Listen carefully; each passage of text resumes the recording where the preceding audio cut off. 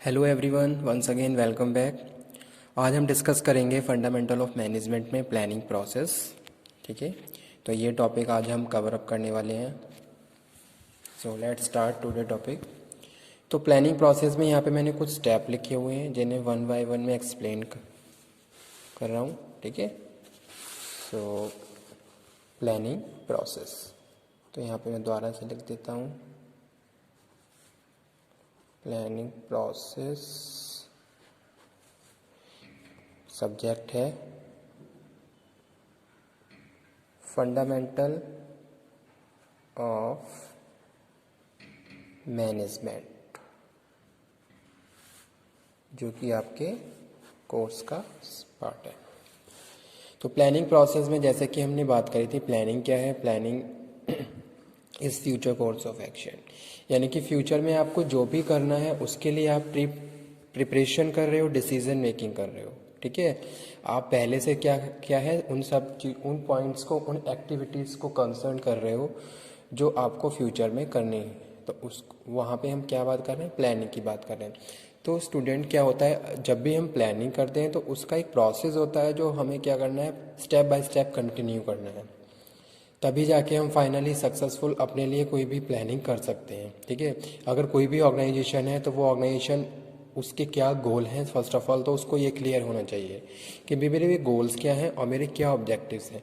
जब तक आप अपने जो भी आपके जो स्ट्रेटेजिक इंटेंट की हम बात करते हैं, विजन, मिशन, गोल्स और ऑब्जेक्टिव, जब तक आप ये वेल डिफाइन नहीं करोगे तब तक आप आगे प्रोसीड नहीं कर सकते।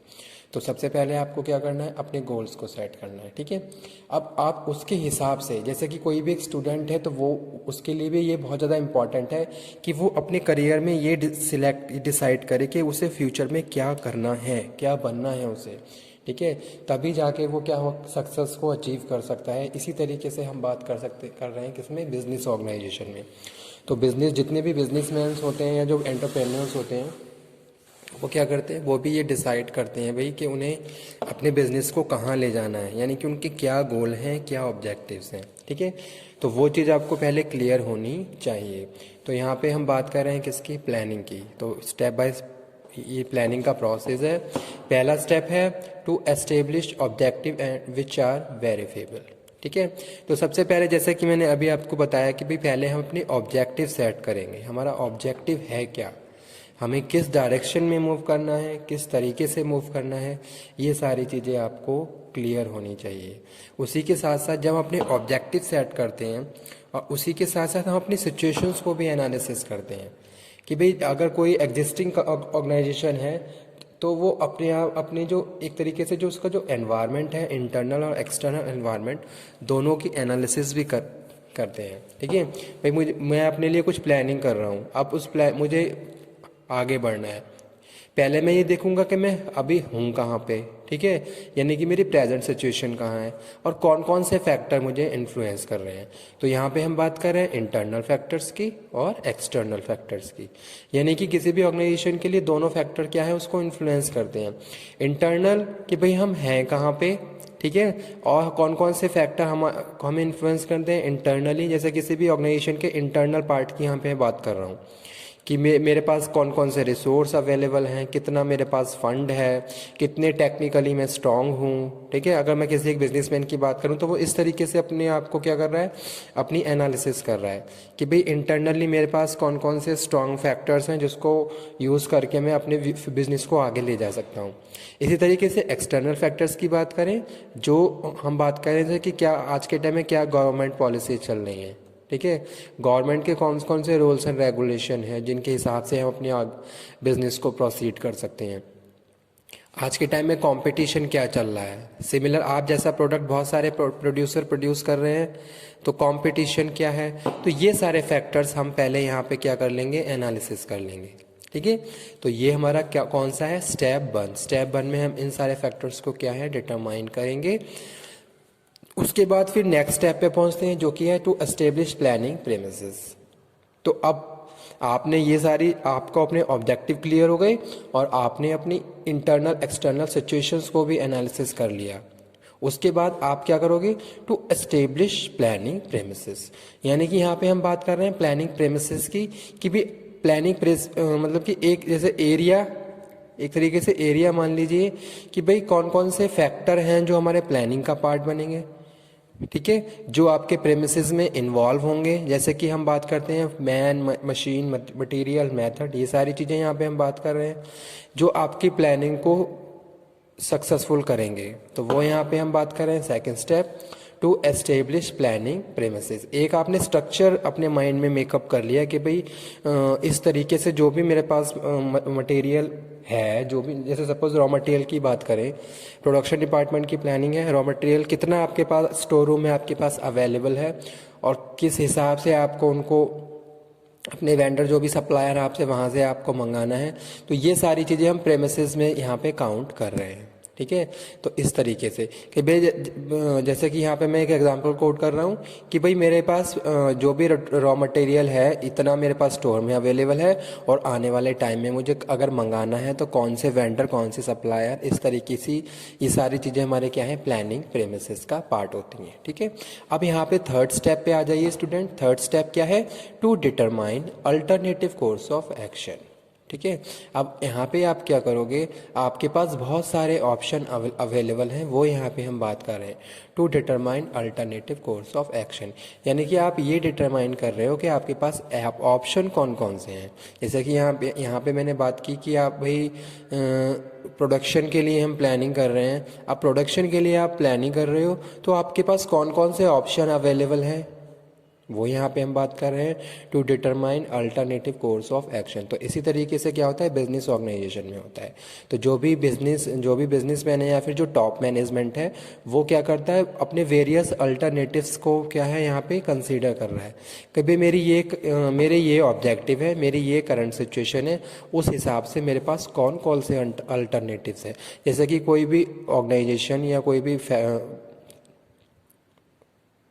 कंपनी, ठीक है, अब वो क्या है, फाइनेंशियली स्ट्रांग नहीं है, तो उस केस में वो ये देखेगा अगर मैं फाइनेंशियल स्ट्रांग नहीं हूँ तो इस केस में मेरे पास कौन कौन से अल्टरनेटिव्स हैं, तो वो यहाँ पे हम बात कर रहे हैं। इसी तरीके से एक एग्जांपल कोट किया है, कोई भी सिचुएशन हो सकती है, उसके हिसाब से मेरे पास कौन कौन से अल्टरनेटिव हैं, तो वो यहाँ पे आपने बात करी। उसके बाद to evaluate the alternative and select the best. फिर आप क्या कर रहे हो, जैसे सपोज आपने 3 से 4 अल्टरनेटिव यहाँ पे फाइंड आउट किए, तो उसमें से भी आप किसी एक वन को क्या करोगे, सिलेक्ट करोगे, जो आपके लिए क्या होगा, बेस्ट होगा, ठीक है।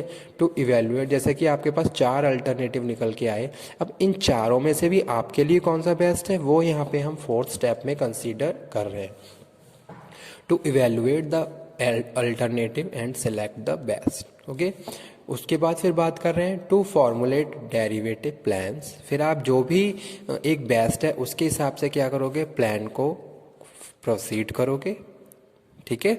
तो वो स्टेप हमारा फिफ्थ है। स्टेप फिफ्थ में हम यही बात कर रहे हैं, to formulate derivative plan. After that step 6, to secure cooperation and participation of all employees, जो भी हमारे प्लानिंग का पार्ट होंगे, ठीक है।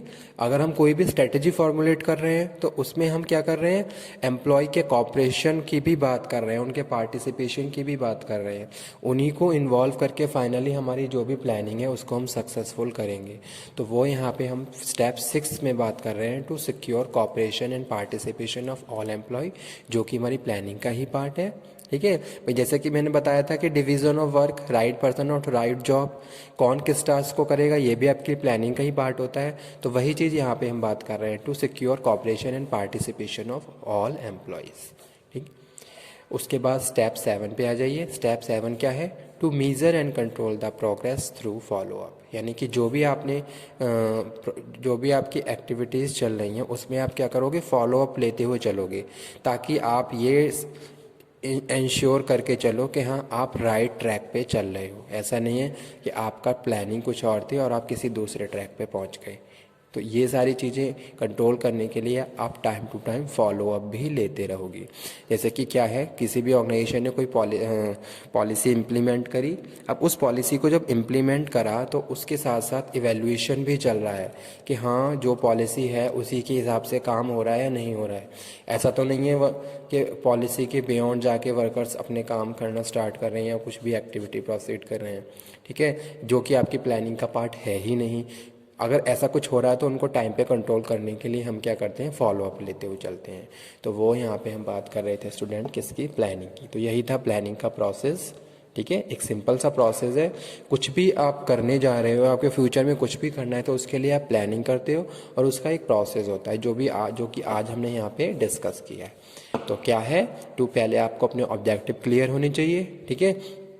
ऑब्जेक्टिव क्लियर होने के बाद आप क्या करोगे, फिर प्लानिंग करोगे कि भाई किस तरीके से उस ऑब्जेक्टिव को कंप्लीट करना है और फाइनली अपने गोल को अचीव करना है।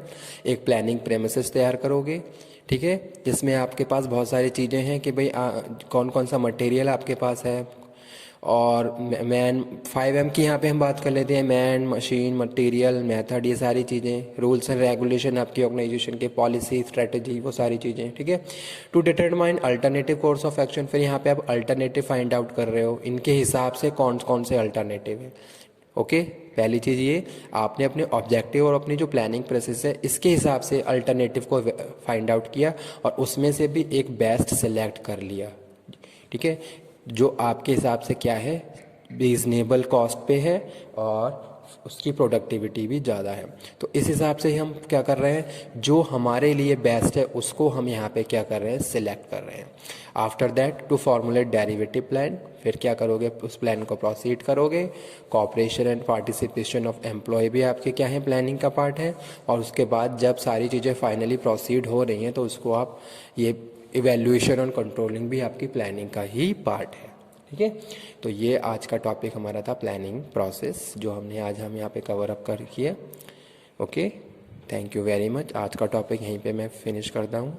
नेक्स्ट टॉपिक में नेक्स्ट लेक्चर में नेक्स्ट टॉपिक कवर अप करेंगे।